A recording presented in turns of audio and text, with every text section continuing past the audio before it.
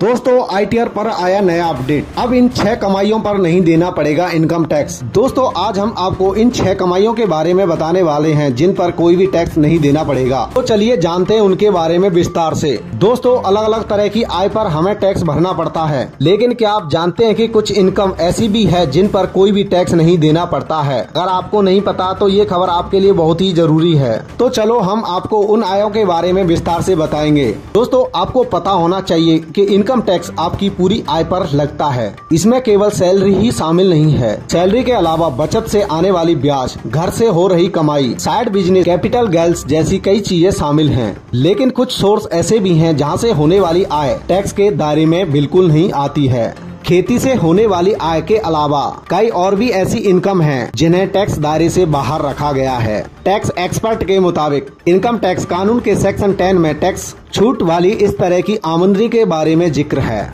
आपको बता दें कि बजट 2023 में नई टैक्स रिजीम के तहत टैक्स स्लैब में बदलाव किए गए हैं, जिसमें 7 लाख तक की आमदनी वालों को टैक्स नहीं देना होगा। इससे पहले ये रेट 5 लाख रुपए होती थी, अब इसे बढ़ाकर 7 लाख रुपए तक कर दिया गया है। वेतनभोगियों को इससे काफी फायदा मिलेगा। इसके अलावा कुछ आमदनी ऐसी भी हैं जिन पर आपको टैक्स नहीं चुकाना पड़ता है। आइए आपको बताते हैं ऐसी इनकम के बारे में जिन पर टैक्स बचा सकते हैं। नंबर 1, कृषि से आमदनी।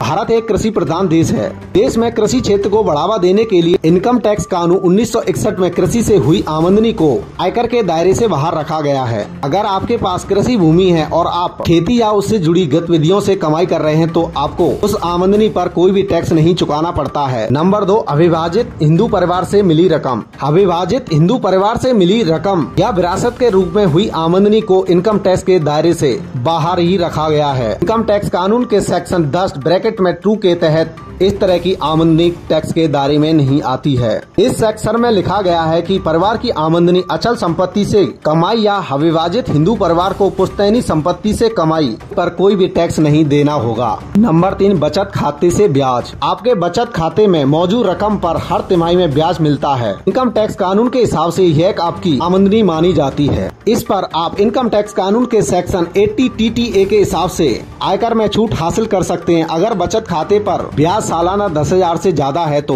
अतिरिक्त रकम पर आपको इनकम टैक्स देना होगा। नंबर 4, ग्रेच्युटी पर टैक्स छूट। अगर कोई कर्मचारी केंद्र या राज्य सरकार के लिए काम करता है तो उसे मिलने वाली ग्रेच्युटी पूरी तरह से टैक्स फ्री होती है। हालांकि प्राइवेट सेक्टर में काम करने वाले एम्प्लॉय को जब टोकन ऑफ एप्रिसिएशन मिलता है तो इसके लिए टैक्स का नियम बिल्कुल अलग होता है। नंबर 5, VRS पर मिली रकम। इनकम टैक्स कानून के नियम 2BA के तहत VRS के रूप में मिली 5 लाख रुपए तक की रकम टैक्स फ्री होती है। Last number 6, scholarship award. अगर किसी छात्र को छात्रवृत्ति मिलती है या कोई अवार्ड मिलता है जिससे वह अपनी पढ़ाई का खर्च चला रहा है तो इस पर इनकम टैक्स कानून के सेक्शन 10 ब्रैकेट में 16 के तहत इस पर पूरी तरह से छूट है, जिसमें रकम की कोई सीमा नहीं होती है। दोस्तों हमें कमेंट बॉक्स में कमेंट करके बताना क्या ये जानकारी आपको पहले से पता थी।